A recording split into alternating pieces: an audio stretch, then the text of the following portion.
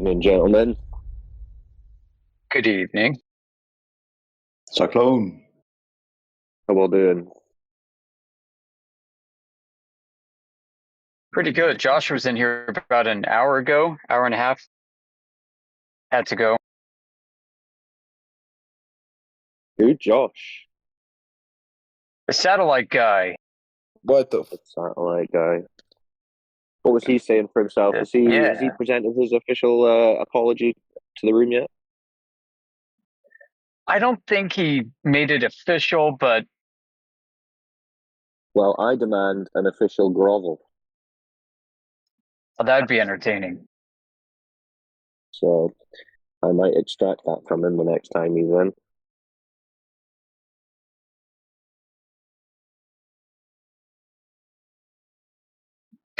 I was hoping to get through to him earlier that calculated distances between coordinates is not the same as measuring those distances.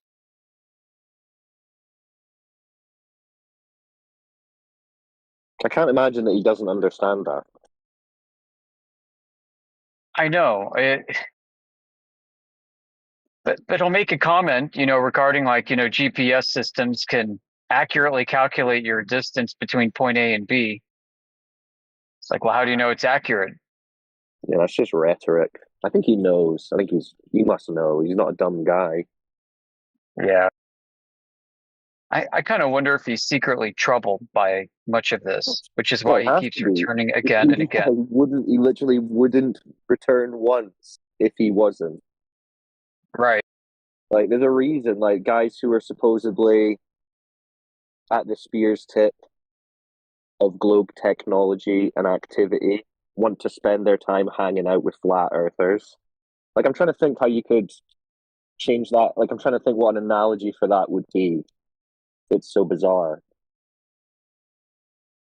It's kind of like they have such a hard time accepting that this is true, that they need to continuously play devil's advocate with themselves and argue against it with us just to make sure they're not going crazy.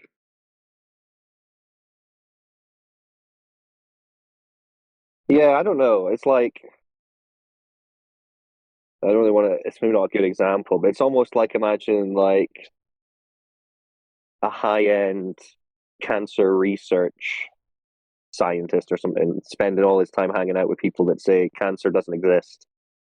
And it's not like he's in there debating them all the time. He's just hanging out with them and like speaking to them.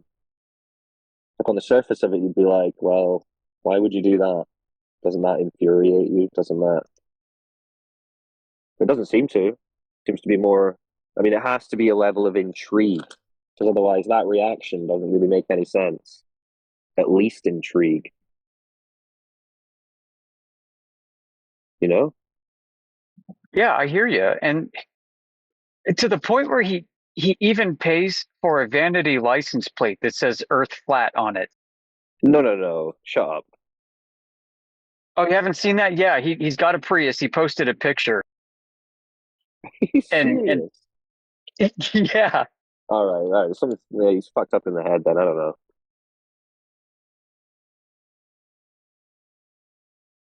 Now that's too far. Maybe he's just a troll or something. I don't know. That's crazy though. In his field, I mean, that's just trolling, isn't it? But I think it's a catfish. I mean, that would make sense for a guy maybe who's just straight up trolling. But you'd have to be pretty triggered about the whole thing to go and buy a vanity plate, go to the effort of putting it on your car, go through the hassle of just having that as a vanity plate on your car. So either you're really upset about it,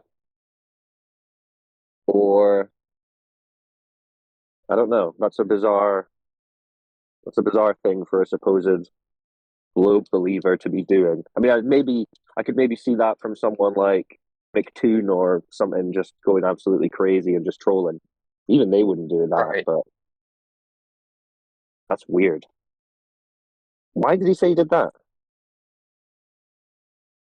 I don't know. I've never asked him. I think that'd be a good question to ask as part of his groveling. Yeah. I need to understand that psychology. Well, on the surface of it, you just say, well, he's just taking the piss because he thinks it's a joke. But when he's in here, he can't pretend that he thinks it's a joke and that he can just take the piss of it because he literally can't argue against it. He has Right. nothing to say against it. So he knows full well that it's not a joke in the sense that he can just dismiss it and debunk it. Certainly not that. Maybe it's just a projection. Like, it is a Right. So joke, but really. it's not like the same thing as a flat earther who wears a NASA shirt. Yeah. It, it doesn't work in reverse. Yeah. Exactly. Because, the proof's in the pudding. You come in this room and you're not debunking it.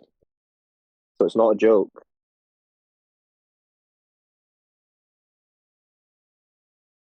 Because that just doesn't make any sense. Like, none of that adds up. Unless it was just like a massive piss take. But then when he's in here, he's like, no, I support you guys. I'm speaking to my friends about how you guys are not crazy and you got good arguments and stuff. Another reason to think he's just totally disingenuous. But maybe he got that plate long before he actually started speaking to actual flat earthers. Maybe he was in his own little Dunning-Kruger called this headspace when he thought, I'll just buy a vanity plate and say it's flat. Yeah, I could see that. He had not heard of FE core this entire time until today. So Mm. giving you an idea, like he's been in this arena for 5 years and he's like, what FE core? What's that? Like either he's not been paying attention or he's trying to pull one over. Or by arena, he means like Reddit and Quora and Facebook. I don't know. I don't know Yeah, what he means maybe. by Yeah, arena. that's true. I mean, he's probably, yeah, wasted a lot of time with inferior communities. So when Josh first came in, I think I might have been people to speak to him, and I told T-Dub this the other day, but he was very measured. He was very well spoken. He was very formal in the way that he spoke. Very well behaved, like clean. He didn't swear, none of that. And then the transition has been over the last 2 or 3 months or whatever it's been since he's been in here. Like the mask has slipped off, and he's become just kind of like this degenerate trying to take the piss. And yeah, there's been an evolution for sure. But no, he can't be trusted Yeah, as far as I'm concerned. Yeah, I'm just wondering I if agree. it's like, I'm just trying to wonder if the psychology is like just the cog this. He can't help himself. He can't trust himself. He himself is trying to work through it. Or if he's like already decided something, that we're, I don't know, dangerous or something, and he's doing his own slow strategy of something nefarious. I don't know. I'm generally not that paranoid about that kind of thing because I just can't see it coming to anything. But I think that's the only question that I have. Is it like genuine cogdice, or has he got some strange game that he's playing? I don't know. Not that I really care, because either way, it doesn't matter what anyone says, thinks, or acts like. The Earth is observably, measurably, and practically used as flat. But it is interesting. The Facts. psychology interests me. But in a way, it's almost like the guys that are at that level or have the quote unquote credentials for the globe, even just them admitting that the flat earthers have good points and they're worth listening to, you almost can't even give us that much. Like, if you give us that much, you've killed the globe, basically. Yeah, that makes You know what I sense. mean? Like, it has to be ironclad for it to be a globe. Like, imagine little noob globers listening to the guy that they're like, oh, the satellite guy is going to prove the globe. And then he starts being like, you guys are cool. I don't have anything to argue against you. I like you guys. The glober's like, what? Nah, you've got to be debunking these guys. I mean, if you guys are wanting to hang out with the flat earthers and you say they're sound and you can't really debate them, what chance have the rest of us got? Hey, Josh, bring some of your friends by. Let's have like 2 or 3 of your buddies come in here and let's hang out. I think I already asked him that, and he said they wouldn't do it, which is no surprise to me. Mic check. Yeah, I got you. Okay, cool. I mean, the guy makes six figures by promoting, you know, globe ideas and, let's say, services. So he's not gonna put that in risk, right? Just by making friends with flat earthers on the internet. Yeah, he really couldn't say anything else for his own job.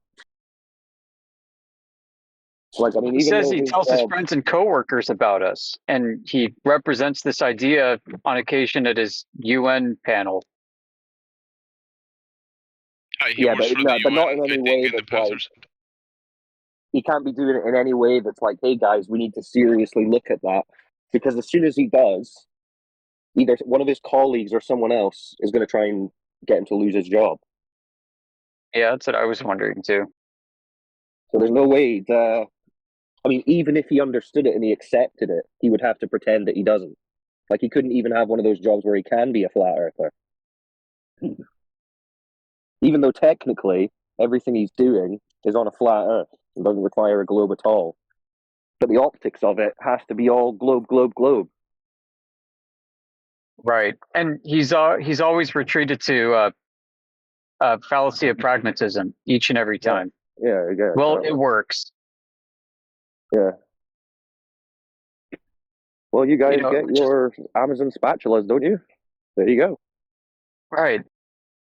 Yeah, hey guys, but we all know those flat earthers are crazy, right? I mean, we all know that this stuff just actually works. It just works, guys. We all know that. We all know the So, Emperor is not really naked. We all know that, guys, yeah. right?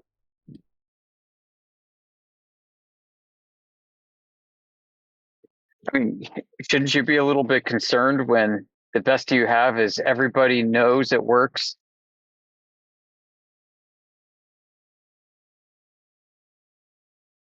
Yeah, we all know it works. Well, not us personally, but like, John over there in space payloads, he knows it works, right? And like he said that other people knows that it works. So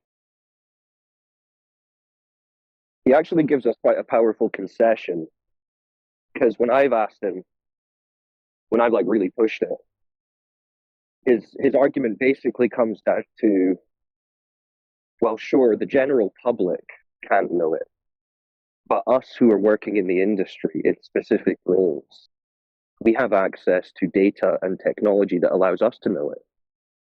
I mean, that's almost like the best front you've got. And that's literally yeah, saying that 99.9999999% of the world is just trusting the word of 0.000000001% of the world. You know what I mean? yeah. So even if the globe is true, that's a huge problem Yeah. epistemologically and culturally and everything. Yeah. Yeah, even if it was true, it wouldn't be logical for us to be believing it. Wouldn't be justified. Right. Well, I mean, what would be the danger ultimately in giving the public the knowledge that they would maybe be interested in having, such as Earth curve measurements? Exactly. Well, he told me to get in touch with some guys in Spain who got some radio satellite. I was like, come on, Josh, really? So you're gonna tell me to do? Now I've got to do this? He once said that basically the globe itself is such an artifact from deep history that nobody's bothered to actually measure it, and they just work with it and it freaking works, and that's the way it is. There's some truth in that. Yeah. You just wonder if it's really like landing. Some of the admissions he's making, he's not realizing how damning they are to his position. Yeah.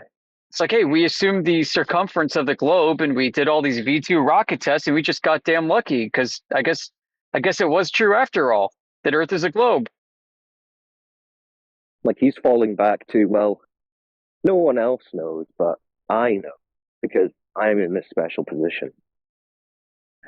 So I'm cool with it. Obviously, that's very flimsy.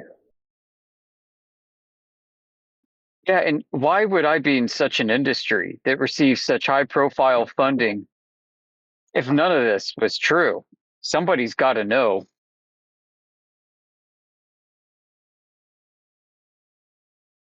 I'm surrounded by all these people who know. People have been in the industry for decades. Of course, it's true that Earth is a globe. Why would they lie? The whole space fantasy industry though is in absolute turmoil, right? You know how quickly this whole thing has fallen apart within like what 10 years of modern critique. Now NASA is no longer a space agency; it's intelligent. Right. Now they're no longer even updating their website. They're like basically non-functional. You go on the social media pages whenever a space article or a news story is posted, and it's like 50-50 almost. Like half the folk are like fake, and the other half are like, why would they lie? How could they fake it? Why wouldn't Russia tell on them? That's true. I remember 10 plus years ago, industry magazines talking about how the commercialization of space is looking for cheaper alternatives to these expensive self orbiting satellites. So we're going to go back to balloon. The whole thing was about making the vast reaches of outer space much closer, much more accessible through more conventional means. And I And think, it's yeah, like, like, oh, this lie's too expensive for us to keep up, folks. We got to transition the whole space industry down to more conventional things because it's all about all a of this exotic transition. technology Yeah. from the Cold War is too expensive to keep up the illusion of its existence. Well, that's what they're focusing on now in my mind. It's like, on top of kicking the can down the road endlessly, they're trying to look for a transition, like you say. Like they're finding a way to pretty much put space exploration to bed in people's heads while still maintaining this globe in space fantasy. But they can't figure out how to do it. And realistically, they're probably. I'd like to think there is no way that they could do it, but given the state of the public credulity at present, maybe they could. You know how things come in threes? Well, maybe they got their Challenger, they got their Columbia. Now they need a spectacular finale, some disaster of epic proportions that'll keep us generations of ever wanting to endeavor to go to Mars. Yeah, like a new Hindenburg. Yeah. They'll shut down the industry entirely, and they're going to be like referring back to this one incident forever. Oh well, look what happened here.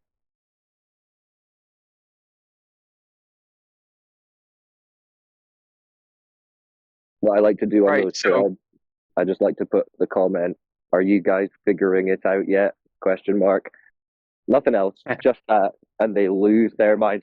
Figure what out? What are you talking about? Oh look, another retard. Blah blah blah. They just lose their shit. well,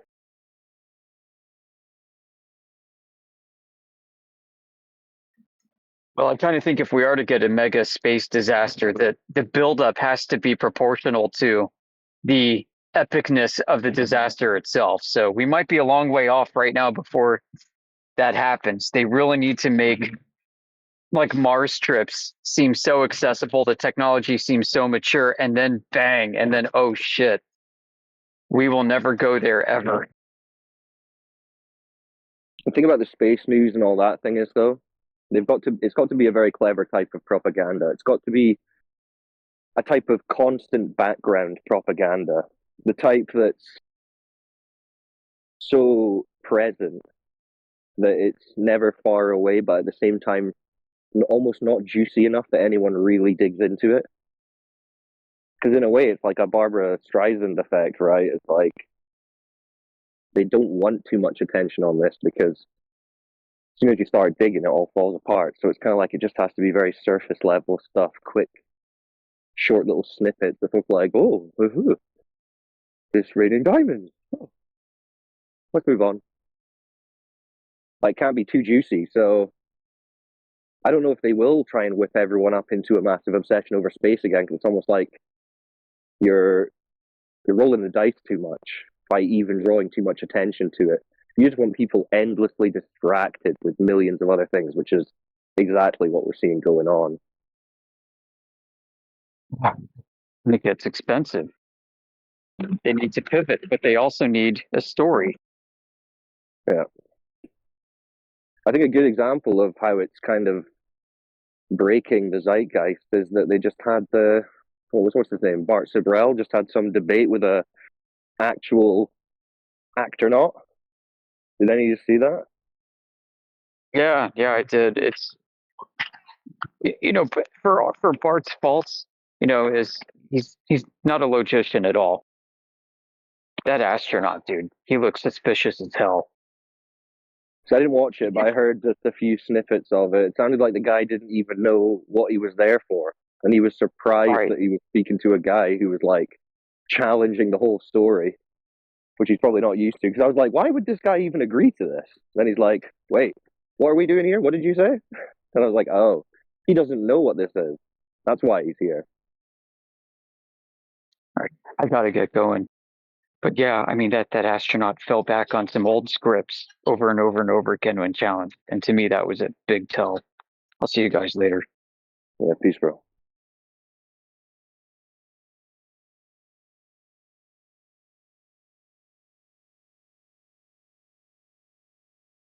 Well, yeah, imagine trying to tell a convincing story like you went to the moon when you didn't actually,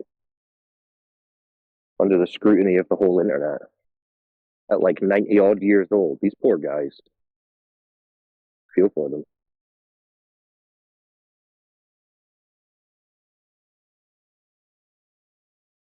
Honestly, elder abuse. It is elder abuse, 100%.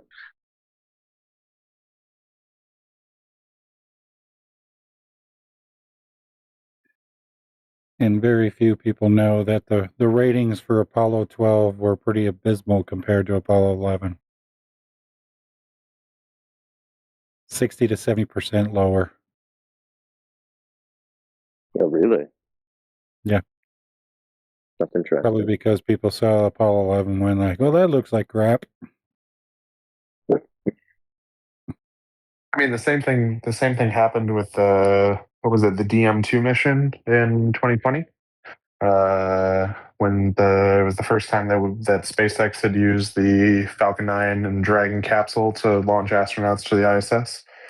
And so the first mission, DM2, was like, all the news was covering and everything. And then when they did the next one in October, it was just like, oh, okay, that occurred.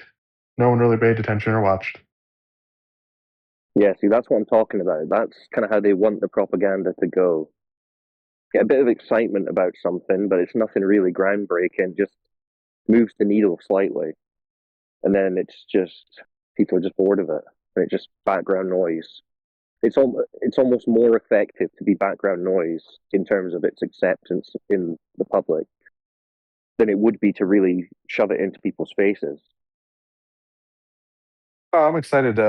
I'm building an S-band tracking station for the Artemis 2 mission. Basically, an antenna where I'll be able to try and track some of the health data coming down from the Orion capsule when it takes when they're planning on sending folks into orbit around the moon in February. You ain't getting shit. You're not getting shit from them. Sorry, what? No, I mean you can. There's folks that tracked Artemis 1 using the same sort of tech, just random civilians. No, I didn't even realize that was you, Josh. Yeah, I was going to Okay. say the TT&C data. They have both encrypted and unencrypted channels in S-band that you can listen to. You just got to buy an antenna and point it at the sky at the region where the spacecraft is. Yeah, but Josh, we don't believe in space or any of that. Oh, I know. It's just okay. A radio signal is coming down from the exact place that the globe model says it should be, and at the exact Globe frequency doesn't of the have a model. model. We've been asking you for a model this whole time. You won't give us one. Wait, the signal is coming from the globe model. That's amazing. A model is doing all that? Or no, from the sky. but the motion, Oh, and so where not the how it globe, moves. not outer space, not that place in the cartoon globe fantasy No, I'm concussion. saying relative to your position, right under the globe model, this is where the object Yeah, would but the be. globe model, remember, requires essentially surface curvature, which the Earth doesn't have. So that frame of reference that you're using doesn't work. Well, from your point of view, there it doesn't have that based on your measurements, right? Well, based on any measurement. What measurement's measuring curve? Most things from above a certain altitude. But no one actually on Earth, like no member of the public, is able to measure any curve. Member of the public. I mean, there's commercial space outfits There's all over no the one place. in the public, no one in the private sector either. So nobody measures that. Not just the public. No one. I dispute that assertion. Have you got Well, the like, measurements of the satellites? Go ahead, Josh, and post the curve measurements that you made. Yeah, just give that. Oh, that I I made? mean, I can't imagine that you're saying that they've only measured curve with these multi-million-dollar metal boxes floating in space, and they can't just measure 8 inches per mile squared of drop over a lake. Like those It's two just hard. things It's hard to can't do be optically true. with the optics traveling through the medium. What do you mean? What, over a lake? Like Well, laser. the medium of the atmosphere. You mean the medium of All air? the lasers away then, Cyclone. No more lasers so- for us. They bend all over the place. It's going to be a problem when we're shooting things down. Yeah, the military Can't are use doing lasers, stuff mate. like that all the Call time. the are they not? military. Yeah, Josh, they've been doing this for decades. Over tens of miles at least. Probably Directed hundreds of energy. miles. Huh. So that excuse doesn't wash. You're trying to maintain that they're doing all this from space, quote unquote, but it cannot be done over a lake with a laser or an optic. I was going to say that I introduced the conversation based off of me being excited to independently track the TTNC signals of the Artemis 2 mission. Yeah, but then you said that's over a globe. And model. I said no. And we pointed out that the globe model requires curvature that it doesn't have. Oh yeah, you can turn the conversation back to that point. I'm just restating Well, where I started. We have to, because we can't start saying this is going on in reality when the foundational premise of that claimed reality is false. We can't just continue off in fantasy land. We have to say, oh, wait, remember, the lakes aren't curving. So how could you say this is occurring on a place with curved lakes? There's no curved lakes. So that doesn't work.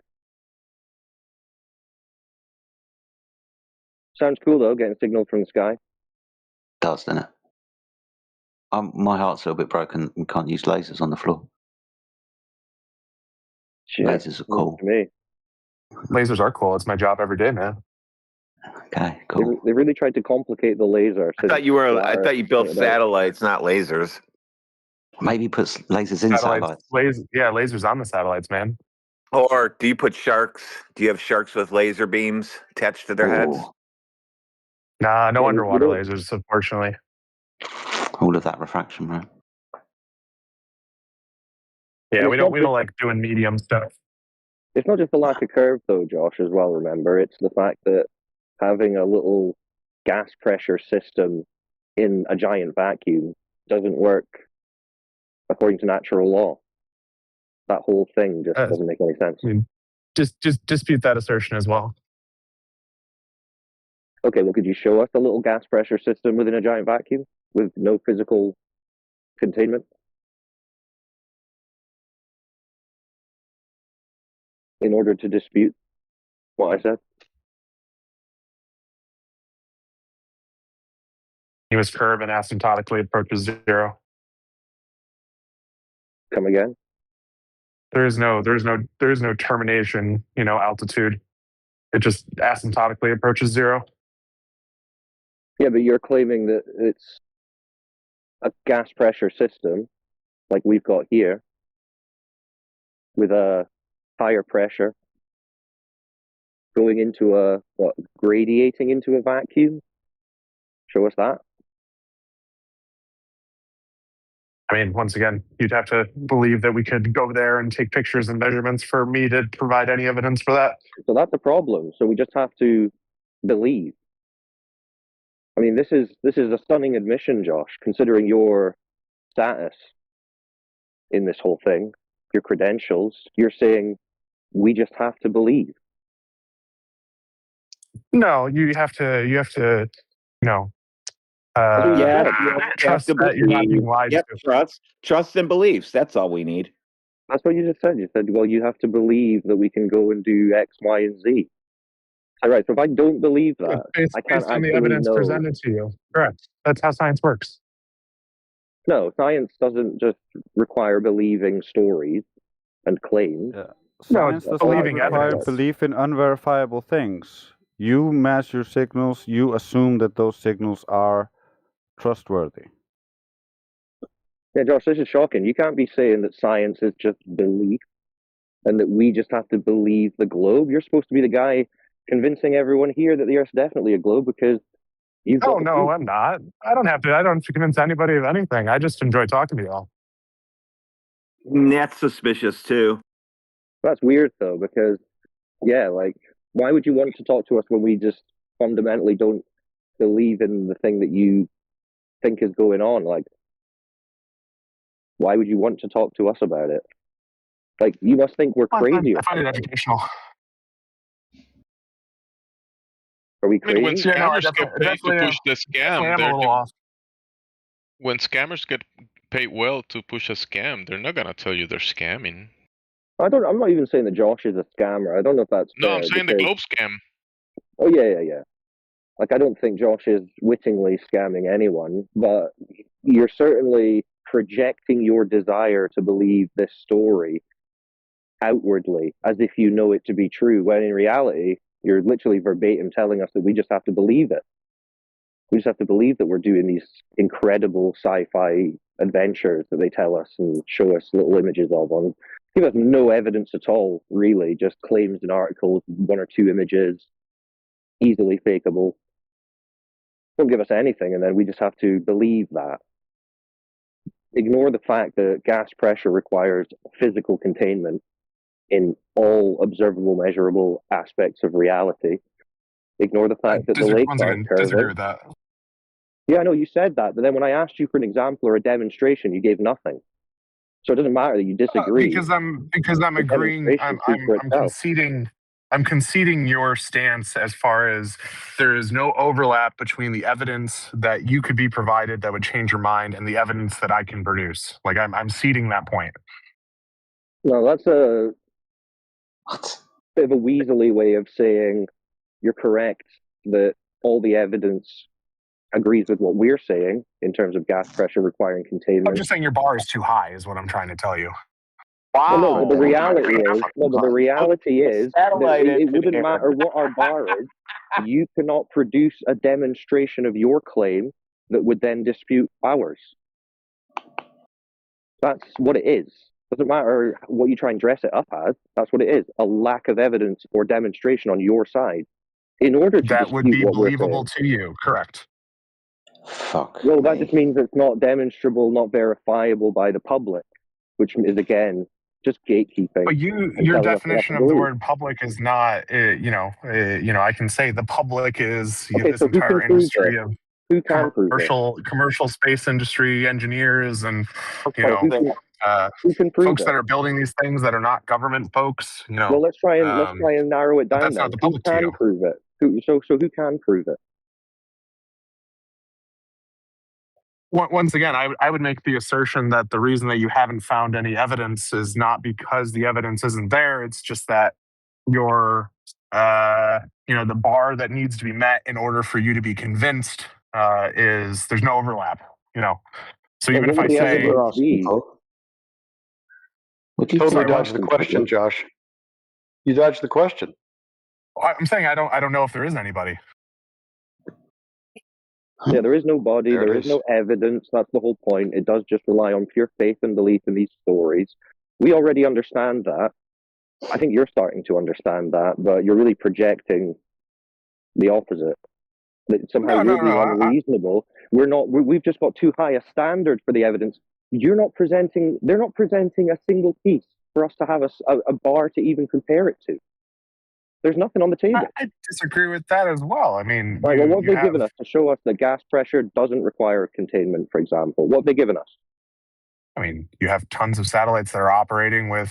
No, that doesn't mean anything when you say satellites. Like what data, exactly. what evidence? That's what I'm saying. What's in front of us? You're cordoning off things that are being used to Well, quote okay, unquote Josh, show but evidence, just saying the but it word doesn't meet your satellite, bar. just saying the word satellites, if that's what it takes to convince you, that would be a pretty ethically low bar, wouldn't it? So obviously we'd need something tangible. Like, for example, is it something that you could post as a link in the chat that we could review? Yeah. On my profile right now, there's a paper that goes over the subsystem on the ISS I looked that at does that external yesterday. I pressure already looked at measurements. your profile yesterday. Went over your shit. Yeah, nothing Right. there. What part of it? Okay. What Sure. part of it addresses having gas pressure without a container? It shows that there's an external piece of hardware on the ISS that does pressure sensor pressure measurements, and that shows that it's E-7-ish, E-8-ish. So therefore, this object is operating in an environment that's a near vacuum, and you're operating in an that would just be environment that's another not a vacuum. example.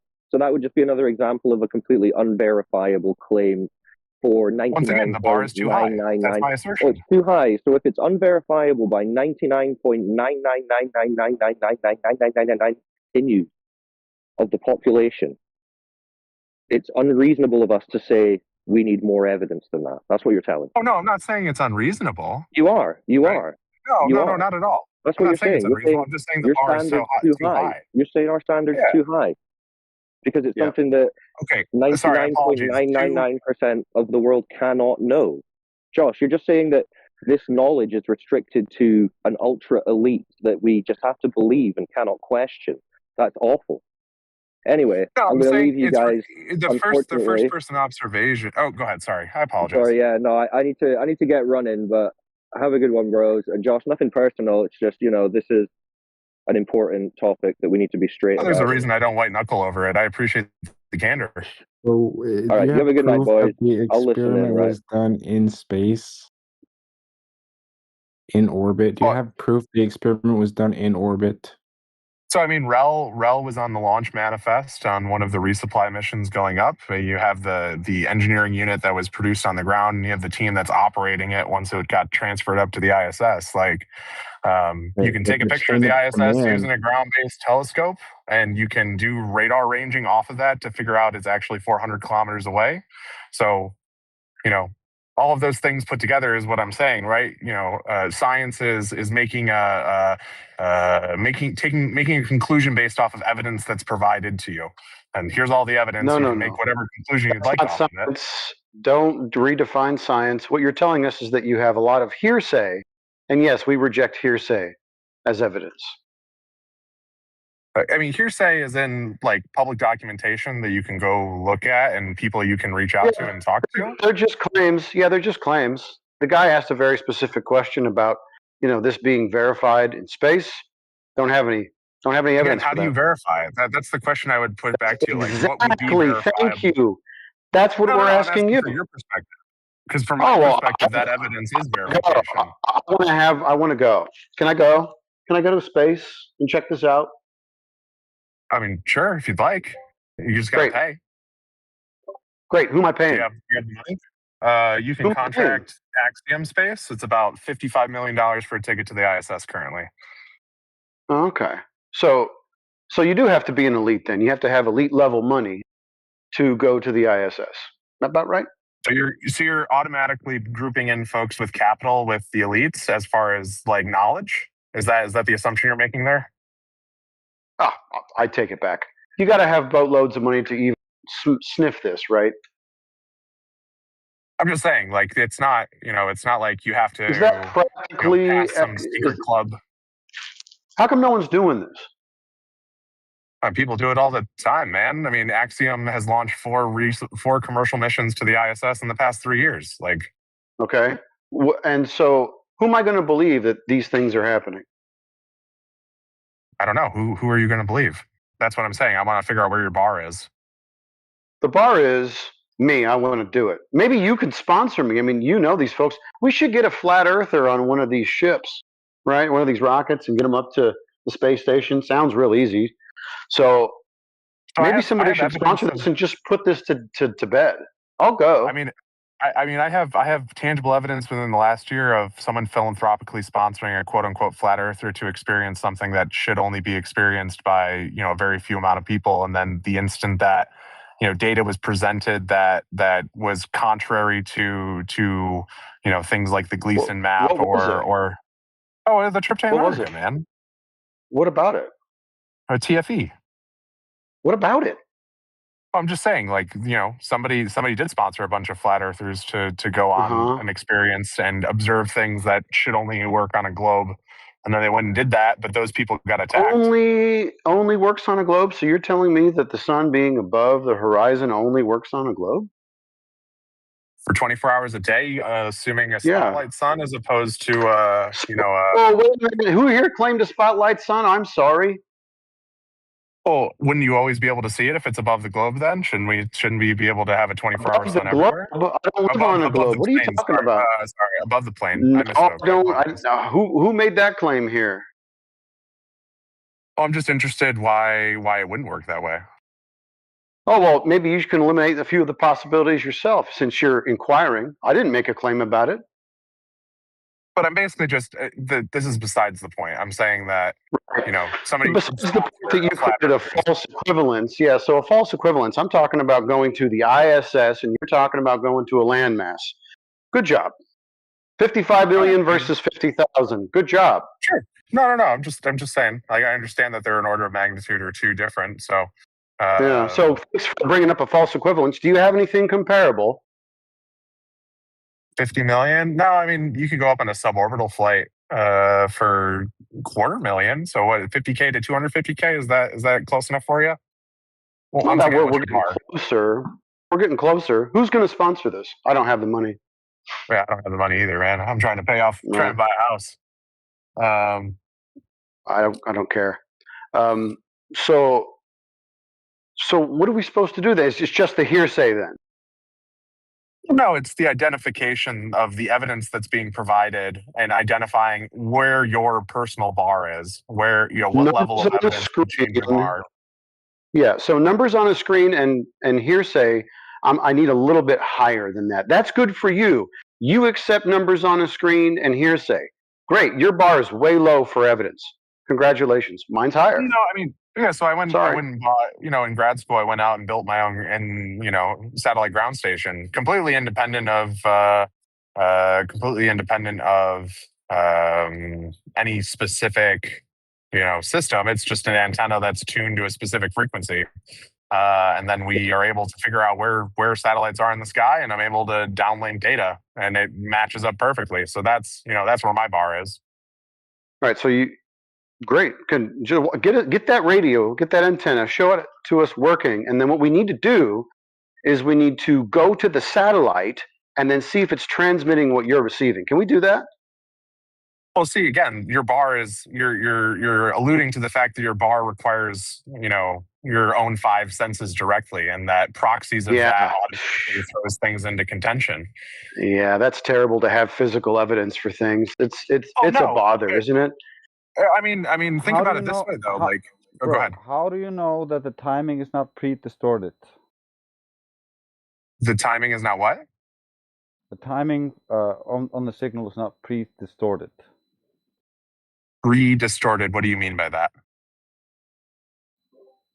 It's you can change the signal from the starting point.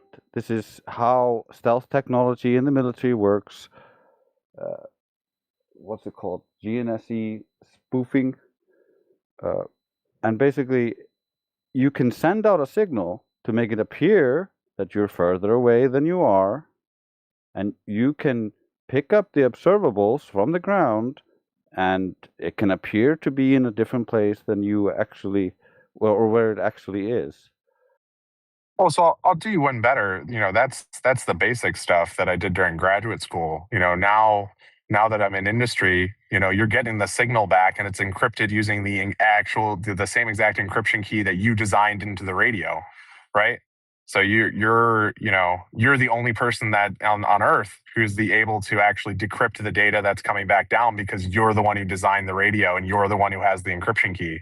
So even when you're talking to the government, you go talk to the FAA to get a launch license, you go talk to the FCC to get a license to transmit in specific spectrum, during none of that process. And I know I ran a regulatory affairs team for a commercial space company. Nowhere in that process do you have to hand over the keys to your encryption.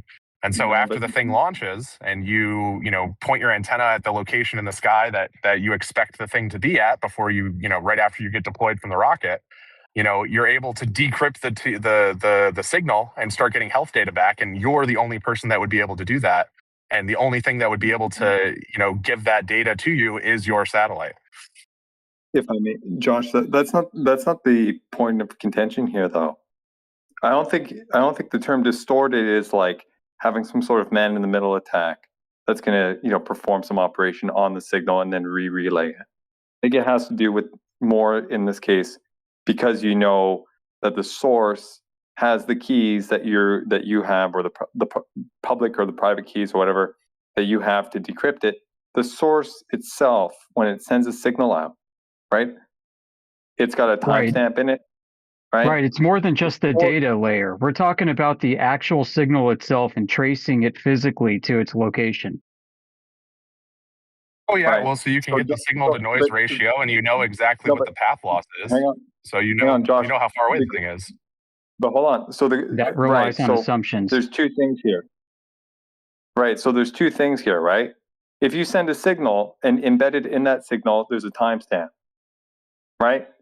The receiver can pick up that signal and then decrypt it and whatever, parse it, and then, okay, I got a timestamp about, whatever, 10 seconds ago or 5 seconds ago, whatever it is, that the satellite embedded in it as to when it claims it sent it, right? That's one way to get the time, right? The difference between when, the travel time, let's say, right? The time that you picked it up, minus the time that it was sent. Okay, you got some delta there, right? And I guess there's another way to assume the travel time is by the signal strength itself, right? In that case, you would have to assume need more than that. The actual signals. Because that's just a scalar value. You're going to need way more than that. I mean, you can do so you're going to be analyzing, you're going to get maybe, you're going to analyze the phase. You're going to use maybe 2 different directional antennas and see if you can triangulate. There are all kinds of different methods. And it really depends what kind of signal you're receiving in the first place. I mean, a lot of analytic work has to be done. So, it doesn't matter that it's encrypted. I'm just saying that it's my object that I'm hearing from. Nobody else's. But I just wanted to point out, would it call BS on even that, though? So I was just going to say, would it not also rely on the inherent assumption of a particular strength of emission, right? You design. You design your antenna. I know how much gain I have. I know how much power we're putting into the amplifier. I know what depth of discharge the batteries will go to when I run it for this amount of time. I designed the thing. Was it under your control all the way up until it was supposedly in the place it is? No. So there is a chance for someone else to manipulate your equipment, and you cannot deny that. I disagree. We get full transparency for commercial missions with SpaceX. All the way through. We don't believe you believe there's full transparency. That does not mean there's not something outside of your purview. I disagree. Dude, you do not have all the information. I'd love to see how easy it is to send encrypted transmissions. What do you mean? Well, I mean, for anybody who's a licensed radio operator, it's illegal to send encrypted transmissions. Well, that's why you go get an FCC license. No, with an FCC license. Disagree. They actually ask for you They ask for you to name your encryption schema in the license application in Form 312. That is not accurate. And then what happens? Well, they just ask for the schema. They don't ask for the key.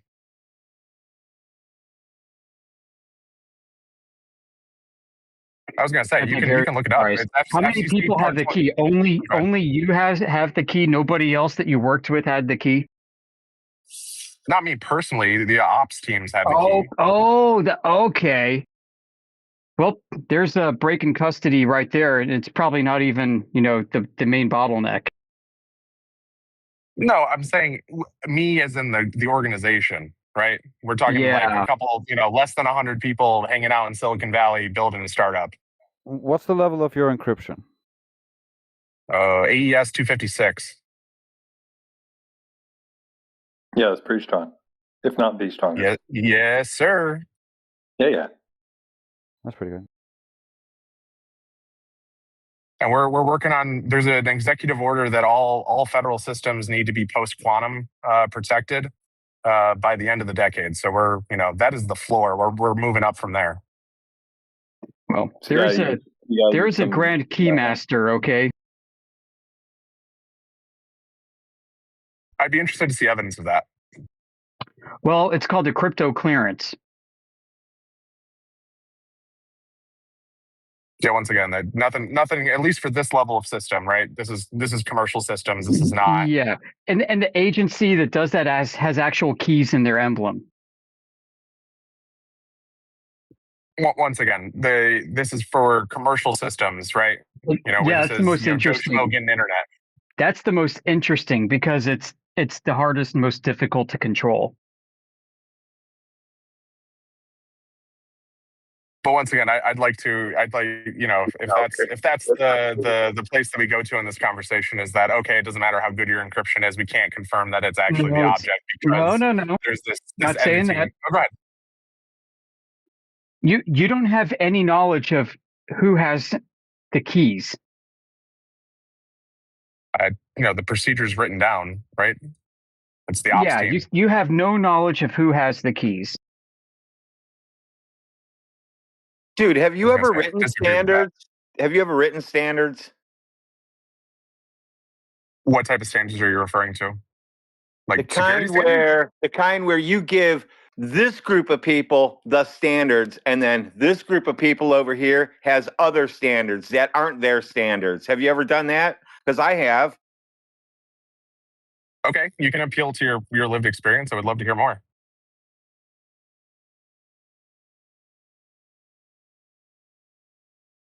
You seem to think you have access to this one document that just tells you the truth, and that's not true. Well, I'm the person who represents the company to the federal government, so there's bigger issues there. If we're you're the scapegoat then. Sorry, what? You're the scapegoat then if something goes wrong. That's the lawyers. I don't actually have to sign on the dotted line. I'm not a JD. The one that represents themselves most highly to the government in your case is going to be the facility security officer. And I guarantee you're not him. Yeah, Chris is a good guy. Yeah. He knows more than you, I bet. I'd assume so. He was Secret Service for 20 years. Wonder why they need him there. Well, they don't need him. It just helps with government customers. And he won't know everything. Absolutely not. But once again, this is referring to a commercial system. Everything is, for the pursuit of profit and revenue generation. Yeah, beyond just right. ITAR. So they're worried about. Yeah, ITAR is a big thing. Like they're worried about supply chain interdiction from like the Chinese. Agreed. Yeah, we have to do supply chain reviews and understand where the primary source of all electronics is or are. I agree. But I'm saying that for a commercial system, it's authorization, not supervision for these activities. You go to the FAA, you go to FCC, you go to NOAA, you get your 3 licenses in hand, and you're good to go. And it's just so easy to just do all kinds of encryption from space, and nobody but you knows the keys. Nobody knows what you're sending. Yeah, that's amazing. They allow you to do that. Yeah, So we getting tell all them what these we're 3 sending. licenses is an easy task, right? It's pretty easy to get them. If you tell them what you're sending, then why do you encrypt it? So no, because it's encrypted for user data, user privacy. These are telecom satellites. It's basically like a utility pole. So it's encrypted for customer security, not for government security. Once again, this is Ostensibly, revenue right? Like, generating. yeah. So what's to say that like the Chinese aren't like trying to develop some kind of covert communication network through cutouts of commercial companies? See where this is going? Yeah, that could be occurring, and that there's reasons that we would increase our internal security standards based on external threats like that. But it doesn't mean that we're being mandated to. Well, I mean, if you were a patriotic American company, you'd hand over your keys to an organization so that they could make sure that your company wasn't getting co-opted by an insider. I Listen, disagree. Josh, you have no idea That's what you're voluntary, dealing with, not Josh. mandatory. You have no I idea what you're disagree with dealing that. with when it comes to counterintelligence issues. Heavily disagree with that. Oh, really? That's what I used to do for a living. Oh, I understand. I'm just saying that there's opportunities for us to have conversations in a different arena than this. Quick FYI, we do have some new people here. We got Grenade. Is that, I'm not reading the whole thing. Grenade Head, welcome. We got Mia, welcome. You guys got any questions? Engage in the convo. Okay, just checking. Continue. No, it's all good. If anybody has questions on mission authorization and the relationship between the federal government and commercial space companies, more than happy to dive into that. We definitely don't need to go there, but I hope you understand the rigor that at least members of our community have gone in order to try and understand the fundamentals of this issue. The fundamentals of this issue ultimately lie with geometry, to put it bluntly. Geometry, the philosophy of mathematics and the philosophy of science. Problem of mathematical underdeterminism, in which models cannot be the be all end all explanation of things, but there are multiple explanations that are also equally valid. Philosophy of science and potentially semiotics, how people think of how people put the map before the territory all the time, how people do concept reification fallacies all the time, how people affirm the consequent with their demonstrations and experiments all the time. When I was not joking earlier when I said that flat Earth laser measurements define the topology of Earth as such that it cannot be curving in the manner that the globe is presented, which means the entire spherical coordinate reference system that we rely on has to be wrong, unless it is mitigated through corrections. Now, guess what? There just so happens to be an entire volume dedicated to these so-called corrections. It was actually produced by a German back in the late 1800s, F.R. Helmert. And he describes exactly what to do in order to take your planar measurements of a flat Earth and contort them into a spherical reference ellipsoid and a geoid. And the corrections that he introduces with the math require you to accept that there are meteorological conditions that are present that you cannot actually measure, that have to be present in order for these things to occur, in order for you to have a globe. And the temperature and pressure differences in the air, along with the claims like gravity warping from the stars and everything else that go into both deflection of the vertical and atmospheric refraction corrections, are all based off of conditions that are not proven to be physically present whatsoever. And if they were present, it would require temperature variations and pressure variations that nobody's ever been able to measure. So incrementally, all these corrections are introduced, based off a belief that it has to be true because we have to be living on a globe.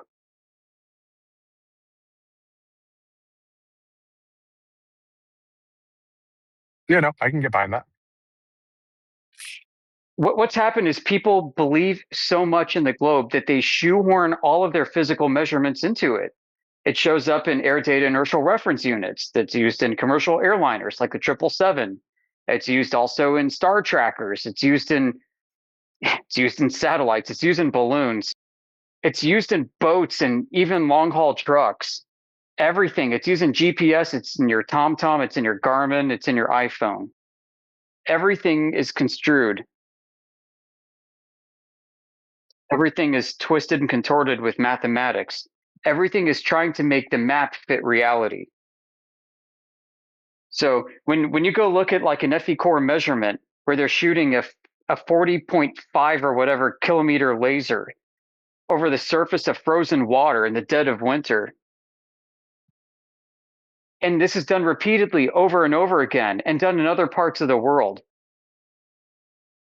And this isn't the only evidence we have. I mean, we've got a whole bunch more. It's just a whole giant stack of stuff. You've got to start wondering what's going on. So listen, I mean, the globe as a coordinate reference system, we can make it work. We've made it work. We have spent over 100 years using modern technology in the second post-industrial age to make this work. And it's working. But it doesn't mean that it's fully accurate. And it, you know, for most practical purposes, it's entirely accurate.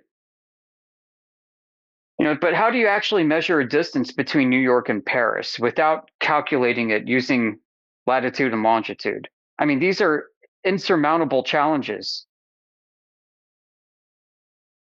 You know, we can propose ideas like, I don't know, anchoring beacons every 10 miles or so across the ocean, and then using like infrared light or some kind of, I don't know, maybe microwave transmission, installing timers on them. I mean, it'd be great if we could have that, but nobody does that. Instead, boom, I mean, we're launching stuff into space.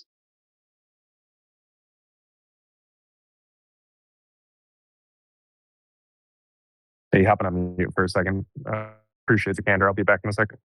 Okay. No. I Funny thing is appreciate they're it. all I'm just launching stuff grabbing into running space. errands. Yeah, man. They're launching stuff into space, basing it on half-naked Greeks looking at shadows. Yeah. Like you can be a flat earther and work for NASA. Not even joking. You just have I've to had a few. understand what you're working with. You're working with a convention, a way of thinking. This is all an interpretive frame. And it's okay to use it. It's okay to be a flat earther and use the globe and use it successfully to navigate, as long as you understand fully and deeply what you're working with. I don't have any problem saying it works for all practical purposes. So far. What we haven't done is we haven't had to use it for the very impractical purposes, the kind of impractical purposes that challenge the topology of the Earth.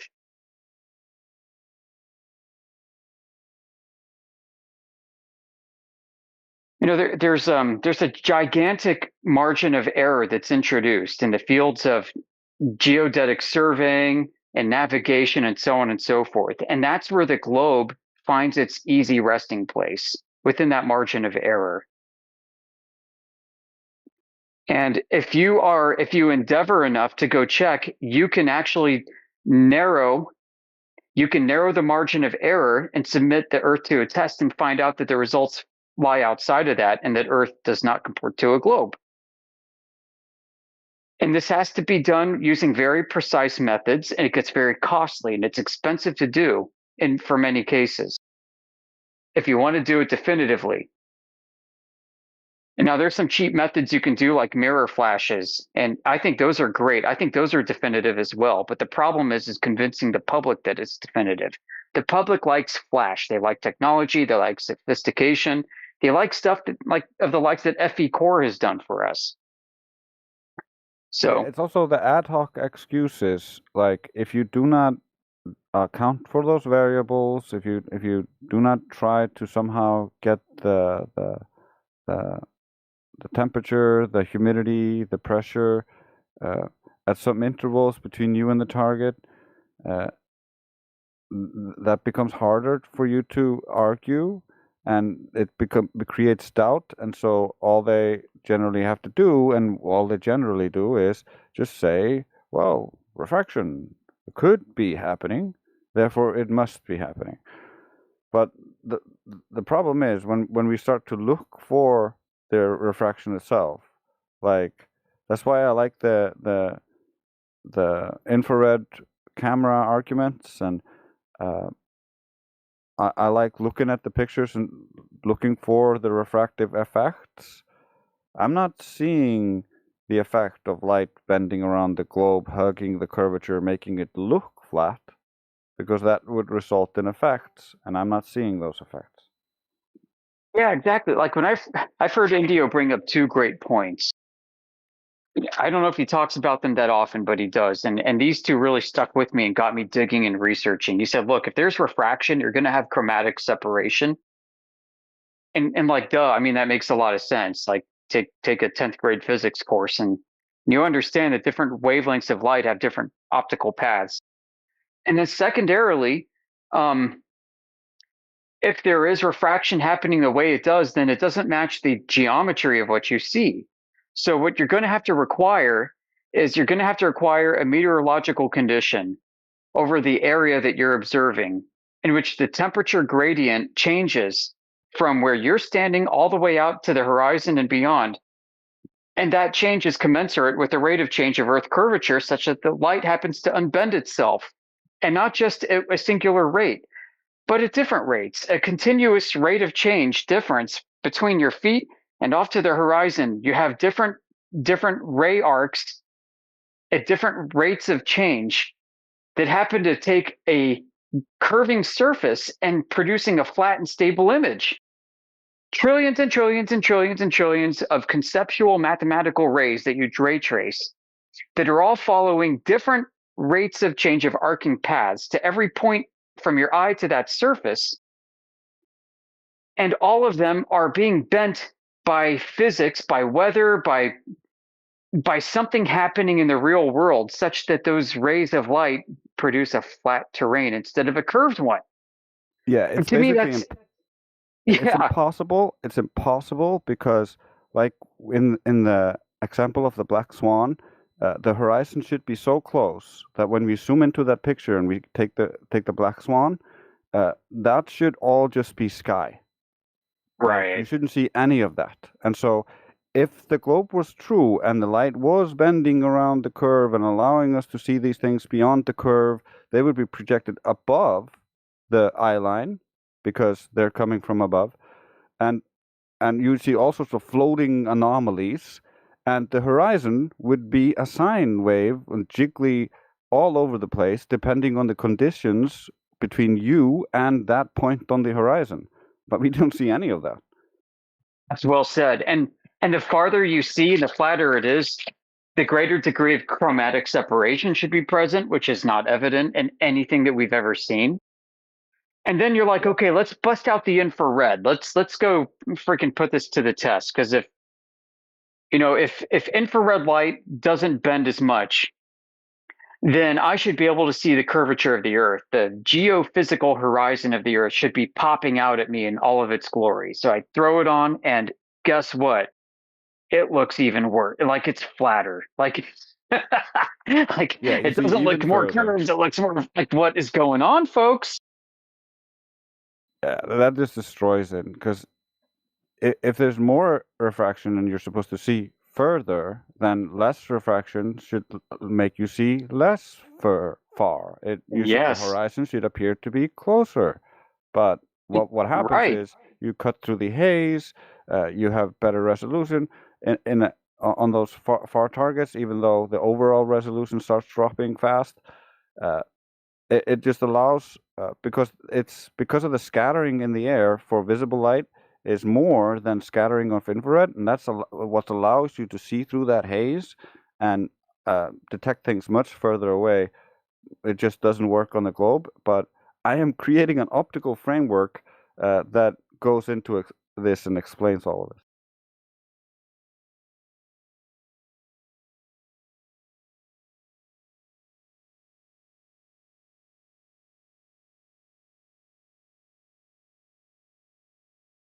Yeah, we can take a look at what's happening, and we can kind of put it.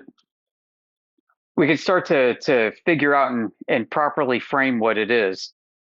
In visible light, we have Rayleigh scattering, right? So the blue, the very high frequency wavelengths scatter the most, and Yeah, and Mia is scattering. then it goes down to red, and then infrared, but then it gets even further. You get down to microwave, like they say that they say in in the visual spectrum, it's the horizon, optical horizon averages out to about 7/6 r being the radius of a globe. So you're seeing effectively like 16.67% further than where you should. Not exactly, but that's the idea. And then as you move down to longer and longer wavelengths, you get to microwave, like you get to VHF. Then you get to VHF at like 144 megahertz. And around there, the radar radio horizon is 4/3 R, so that's 25% over the radius of the Earth. And you get further and further down, and the longer the wavelength, the longer the horizon. You get down to freaking Marconi using like whatever it was, like 1 megahertz, like 2 megahertz to Listen to me. transmit from the UK This all the guy way over sounds to like a Australia. fucking nutcase. So you have Marconi doing a transmission from the UK all the way to Australia, 10,000 miles at a very low frequency, and he's able to hit Australia, and he's able to get a return signal back. Like, what the heck is going on? So what is the conventional explanation for long waves hugging the curvature of the Earth as it wraps around 10,000 miles? How much curve is there in 10,000 miles? Is there a Fresnel zone? Is it like diffracting again and again and again and again, diffracting in a downward pattern? What causes the downward vector around a curve? Is there some kind of? It's incoherent. They It is assume absolutely. they assume because they believe in the globe that all of the waves that go beyond the globe are either the closest to the visible light they believe are super refracting with no evidence, and then the shorter wavelengths they end up frick. I'm missing the point I was gonna make. Well, it sounds like you're saying it's wavelength dependent, that the distance that they can travel besides power being equal, is wavelength dependent. I had an extra point that dovetailed perfectly onto this. I just forgot it. I just been studying this so much lately. The optical horizon, the limitations of it, and I've been gathering citations and sources. But yeah, it's the reflection. That was what I was talking about. Oh yeah, the reflection. Yeah. Yeah. How do you have a reflected beam off the surface of the water? How do you have a reflective beam of nothing? They claim it's a Yeah. vacuum, okay, and then it's supposed to reflect onto the ground, which is like not a very good reflective surface, and then perfectly reflect straight up without like losing like integrity of the message or anything, and then back down again and up again, down again, up and down again, up and down again, all the way to the other side of the globe. This would destroy the signal if it were even happening. You try to beam that signal, and you got, like you said, Fresnel disruptions. You got like a little tree in the way. It's not even blocking the line of sight, direct line of sight. It's just in the way of the cone, like between the two transmitter and receiver, and just being in the cone. Sorry, you're getting disruptions. Yeah, you got absorption and scattering, and you've got a continual attenuation of that signal. You're telling me you're gonna bounce that beam off of grass and have it come off like no problem? Yeah, or bounce it off an ionosphere with negative refraction.